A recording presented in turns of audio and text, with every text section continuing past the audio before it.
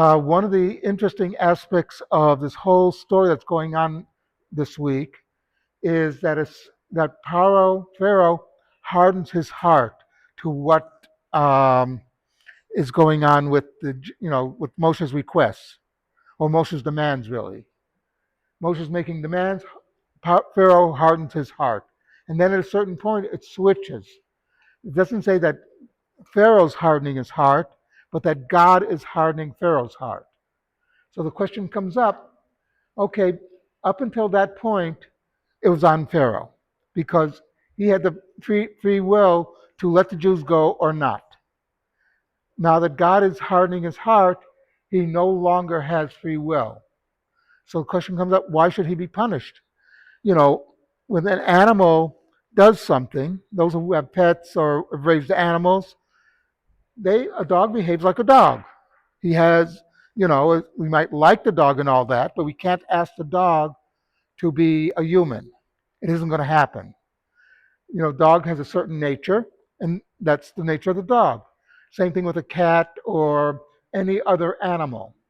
You can't accuse a lion of murder when it runs down an antelope and eats it, because that's its nature. So why should Pharaoh be punished because God hardened his heart? He took away his free will. And the answer is very simple. For a certain point, Pharaoh had free will. And then suddenly everything takes over. During World War II, when the Germans were losing the war, they needed every train to get to get troops and supplies to the two fronts that they were fighting. You know, they really needed all this stuff. Yet they diverted trains so they could continue to murder Jews. They had they lost their free will. They were so into murdering Jews, they would prefer to lose the war.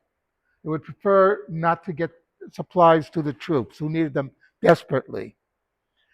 Um, and you see this over and over again, that at a certain point, they lose free will. And one of the greatest punishments God can give you is that you will lose free will, that now you're demoted from being a human to an animal. Um, and this is the final punishment. This is the major punishment for Pharaoh. He's no longer human. According to the Midrash, when he gets his free will back, that he actually survives the Yam Suf or the Red Sea. He leaves and makes tshuva because he realizes, okay, I really blew it. I destroyed Egypt. But until then, he thinks he's in control, and he has to be taught, no, Pharaoh, you are not in control. God is. Something to think about.